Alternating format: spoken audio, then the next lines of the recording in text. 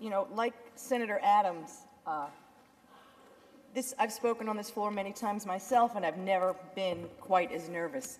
Not because I'm not sure of my position or how I feel or what I think is the right thing to do, because I'm not sure what's going to happen, and that's rare for the New York State Senate. Rarely do we not know the outcome of bills before they come to the floor. And rarely have we faced an issue as important as this without knowing the outcome.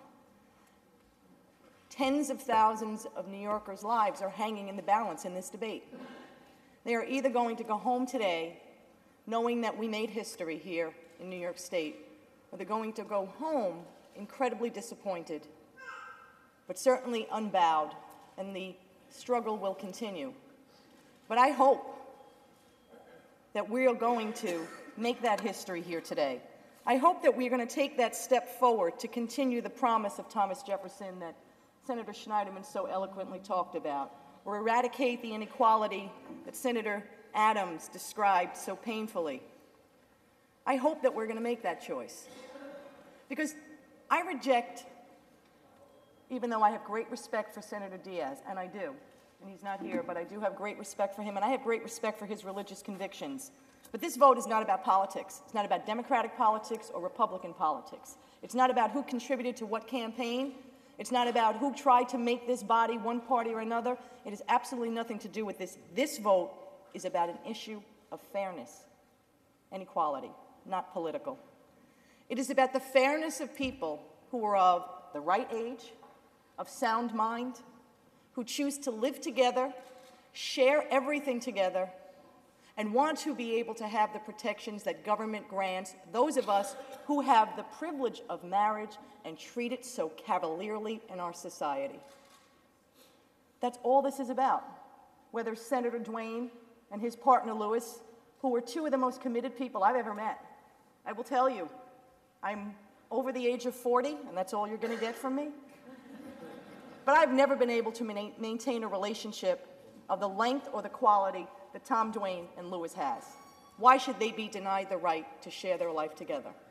I don't know Assemblyman O'Donnell's partner, but I know he is as committed to him as Tom is to Lewis, and as my friend Matt Titone is to his partner Josh. These are relationships that I envy, and in fact, we all should envy. And all they ask for is to be treated fairly and equally and be able to plan for each other in the event something happens to them. The same way Senator Lanza does with his wife Marcelle, or Senator Flanagan does with his wife, or any of those of us here who are married are able to plan and protect the person that we love. I've also been lobbied, quite interestingly on this bill, by people on both sides. I'll tell you one funny story. I was on 6th Avenue in Manhattan. I was in my car. I was driving to make a left turn onto 52nd Street. I was stopped at a light. I had my window open.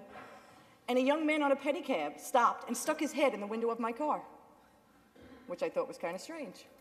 But he recognized the Senate license plate on my car, and this was right during the week that the Assembly was taking up the vote earlier this year. And he said to me, "Excuse me, is there going to be a gay marriage vote in Albany this week?" And I said, yes, the Assembly's going to take it up, but the Senate probably won't take it up anytime soon. I'm not sure when. And he said, "Are you going to vote for it?" And I said, "Yes, I am." And he said, "Why?" And I said, "Because I believe that people should be able to share their life with whoever they want, and the role of government is to administer that contract that they agree to enter into." And he stopped and he said, "But they're changing the definition of marriage." And I said, "Don't get so excited about this marriage stuff." I said, "Think about this. We just met, you and I, right here at the stoplight. You stuck your head in the window of my car." I said, "Do you know tomorrow we could go to City Hall, we could apply for a marriage license, and we could get married?" I said, "And nobody there will ask us about the quality of our relationship or whether we've been committed to each other or any of those things. They will issue that marriage license and we can get married." And he said, "Yes, that's true." I said, "Now, do you think we're ready for that kind of commitment?" And he stopped and he said, "I see your point." And that's really what this is about. We in government don't determine the quality or the validity of people's relationships. If we did, we would not issue 3/4 of the marriage licenses we do. And I know there are many people in the religious community who feel that we're going to force this on them, when that in fact is not true. We have never done that. I'm a Roman Catholic. The Catholic Church has the right to deny me the sacrament of marriage if they determine the person I choose to marry is unfit or our relationship doesn't meet their standards. City Hall does not have that right. That will not change under this bill. That will never change. Religious institutions can continue to practice discrimination with respect to the sacrament of marriage. We don't, we shouldn't. We should not do it for gay and lesbian couples. I know many people are concerned about the destruction of the sanctity of marriage as well, and they view this as a threat. But let me ask you something, ladies and gentlemen. What are we really protecting? When you look at the divorce rate in our society, turn on the television. We have a wedding channel on cable TV devoted to the behavior of people on their way to the altar. They spend billions of dollars, behave in the most appalling way, all in an effort to be princess for a day. You don't have cable television? Put on network TV. We're giving away husbands on a game show.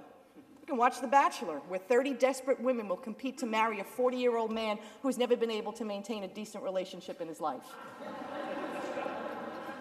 We have The Bachelorette in reverse. And my favorite show, which thank God only ran one season because it was truly distasteful, was The Littlest Groom, where 30 desperate women competed to marry a dwarf. That's what we've done to marriage in America, where young women are socialized from the time they're 5 years old to think of being nothing but a bride. They plan every day. There's what they'll wear, how they'll look, their invitations, the whole bit. They don't spend 5 minutes thinking about what it means to be a wife. People stand up there before God and man, even in Senator Diaz's church. They swear to love, honor, and obey. They don't mean a word of it. And so, if there's anything wrong or any threat to the sanctity of marriage in America, it comes from those of us who have the privilege and the right, and we have abused it for decades. We have nothing to fear from Tom, Dwayne, and Lewis. We have nothing to fear from Danny O'Donnell and his partner. We have nothing to fear from people who are committed to each other, who want to share their lives and protect one another in the event of sickness, illness, or death. We have nothing to fear from love and commitment. My only hope, Tom, is that we pass this bill, the governor signs it, and then we can learn from you, and you don't learn from us. I vote aye.